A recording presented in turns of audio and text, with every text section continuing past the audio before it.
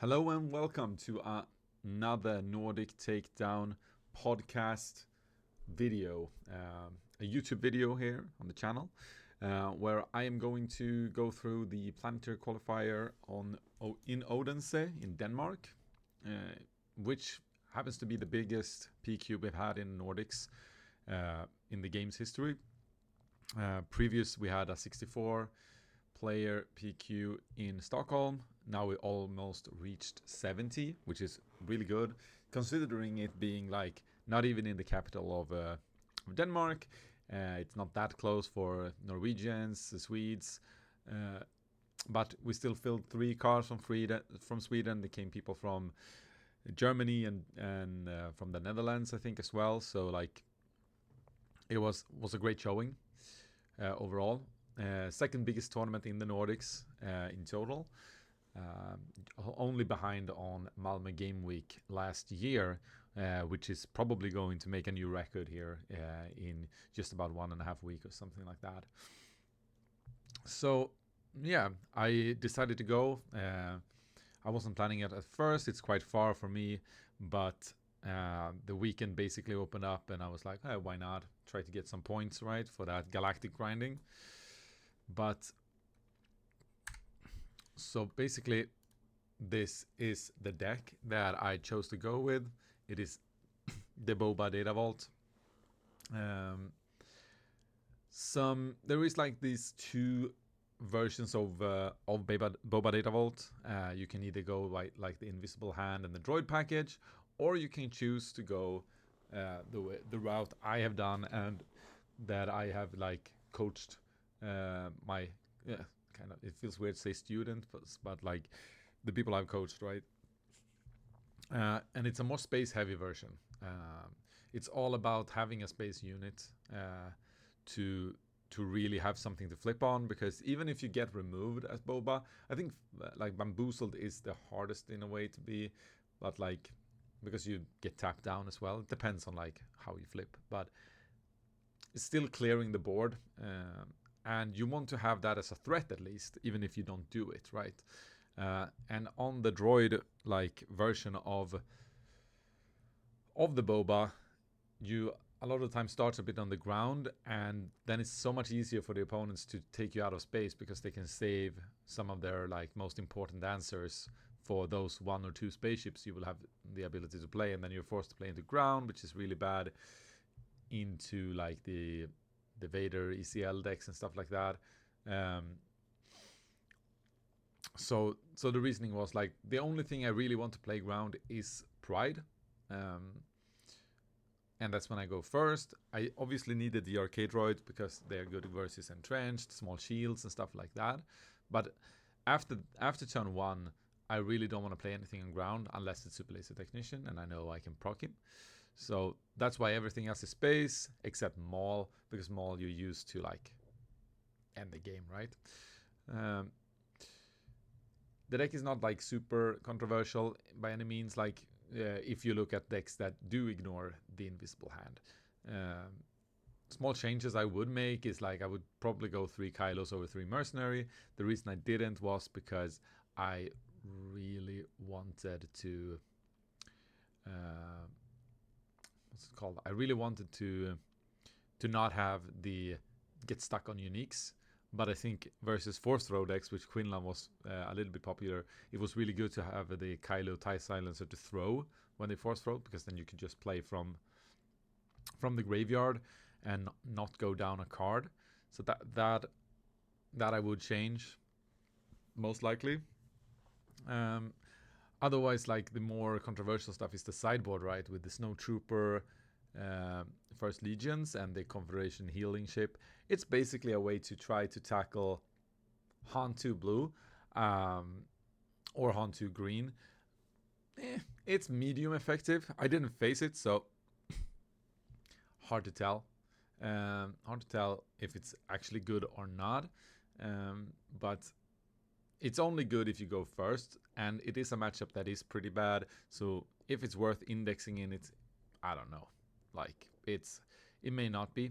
If you have like you have to do a meta call for yourself. It seems like the Han 2 is dropping. even though it's a good matchup into Boba overall.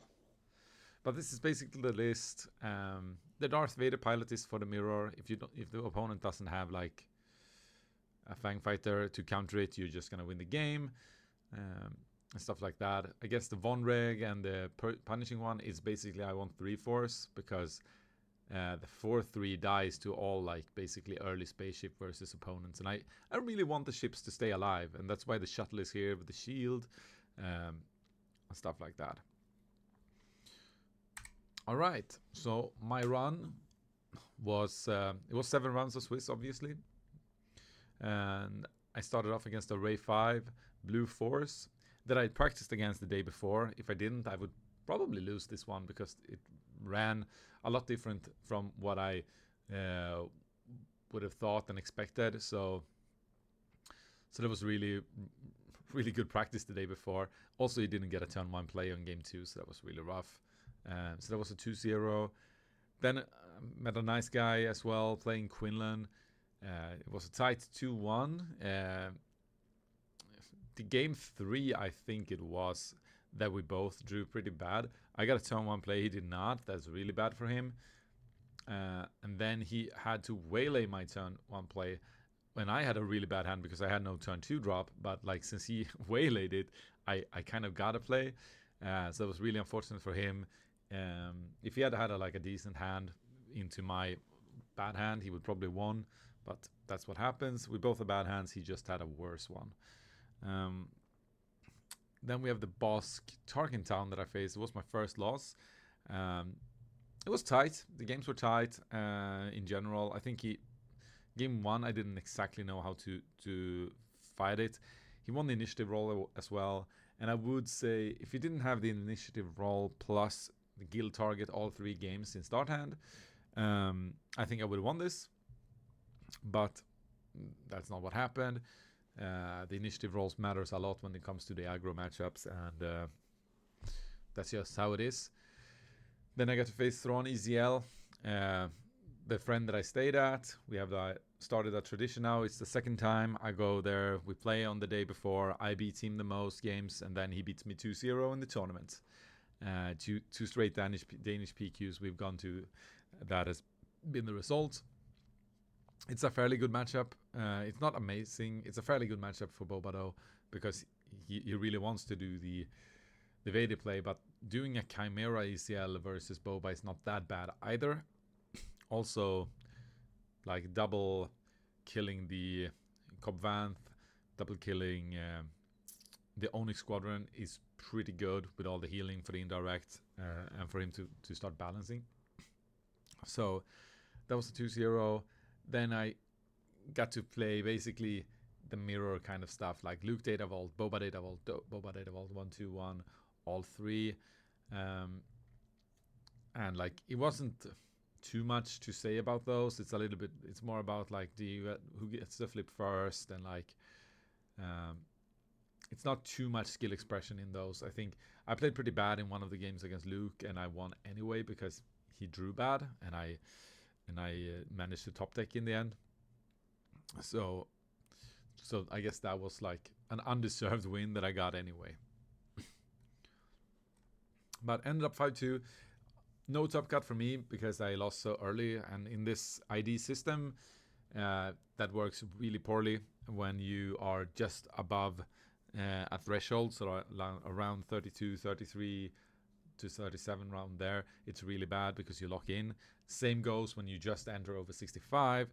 Basically it was one spot to fight for, I think, on the last round, and it's pretty hard to be the one with this best strength of schedule when you lose 2 games that early.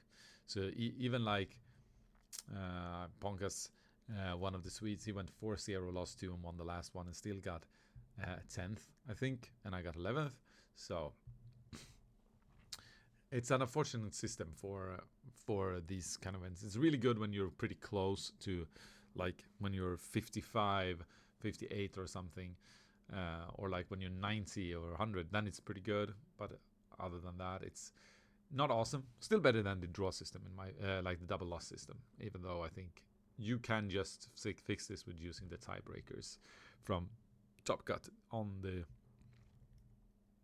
what would you say, on the Swiss round, because we don't need draws. We have a tiebreaker system. But this was the top card. It was pretty Quinlan heavy. 3 Quinlans in total. And what actually ended up happening is the Quinlans only lost to Quinlans. It was a Quinlan mirror in the top 8, which a Quinlan won. Both Quinlans won their semifinals, and then the Quinlan won the final. Very, very strong showing for them. Obviously, it's easy to not lose to anything else when you get to face other Quinlans. But in this top cut, they had pretty good matchups. I think the ones that could be hard is the Vader 4 and potentially like Anakin, depending on how it's built. And of course, even Boba Fett. It's a close matchup. But we also had like 2 really spicy decks coming in. It was Grand Admiral Thrawn and Admiral Trench. The Thrawn is the one I lost to, obviously. It was Magnus, Dragonfly, and host of the Always Tell Me the Odds podcast. He went up against the Quinlan, and like the discards there and the speed you can do things as a Quinlan on a 25 HP base is pretty impressive. I think he also had a little bit more space than most Quinlan, which was probably a reason for him to win that. Admiral Trench, however, went all the way to the semifinals because he managed to get like Anakin Skywalker in the top 8, which was probably pretty good for him. Trench is pretty good into mid-range and to control, really awful against aggro and maybe card hate, because he ended up then taking a loss to a Quinlan in the semifinals. Then, of course, friend of the pod and part of the Nordic Titan crew was Steven, or Stevo. He went to the top 8 against one of his teammates in the Nordic Knights in the Boba Fett, lost 2-1 there. Otherwise, I think Vader could have had a good chance taking down a Quinlan and then maybe win it all, because it would be Quinlan, right? But same as Boba. Boba has chances against it, but I guess it just wasn't meant to be there. But really cool to see these outside decks, and then like very meta, I guess, with the triple Quinlan. But like other than that, it was 5 different. So like 6 different leaders in a way. 1, 2, 3, 4, 5, 6. Yeah, I can't count.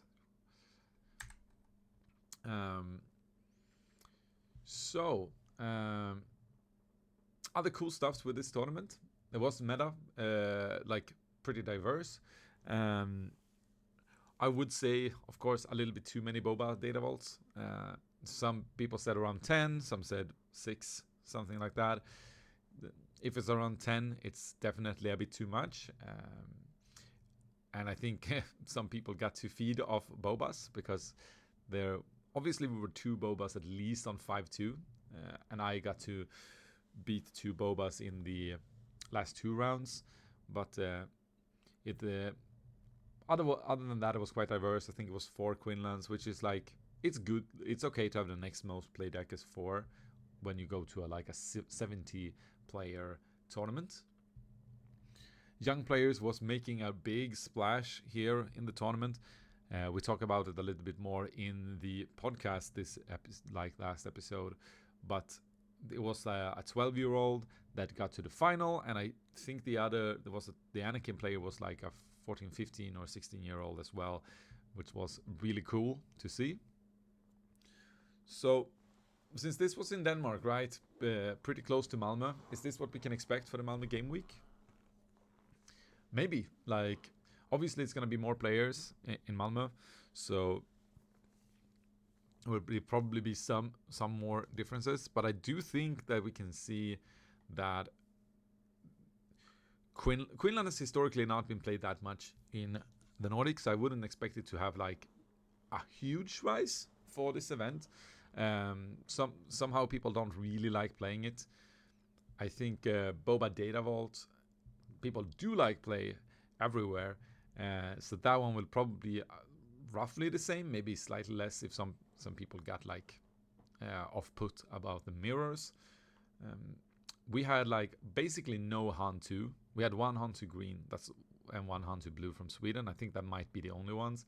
And we had 0 Cad Bane. I don't think that's going to be true for the Malmö event. So expect a little bit more of that. And I guess some people will try to play maybe Cad Bane, Sabine, stuff like that to counter Quinlan Tarkinsound now, just because people will expect there to be a lot of them. But I do still think that maybe Boba 4 and Vader 4 might be the most popular decks for the event. Or potentially even Iden Green or something like that. So if you want to go there, play Trench and get to the draw bracket, that might be a good idea to make it to the top cut. But yeah, that's basically the Odense PQ. It was really fun for the most part. The venue was very hot. The ventilation was broken. We went through that in the pod as well, but that was my run, basically. No top cut this time, no points for the Galactics. So, unfortunate, but like 5-2 is a decent showing. So, looking forward to the Malmö Game Week and the Oslo PQ coming up here in the next few weeks. And we'll see if I'm still on the Boba or if I have done some switcheroos. All right.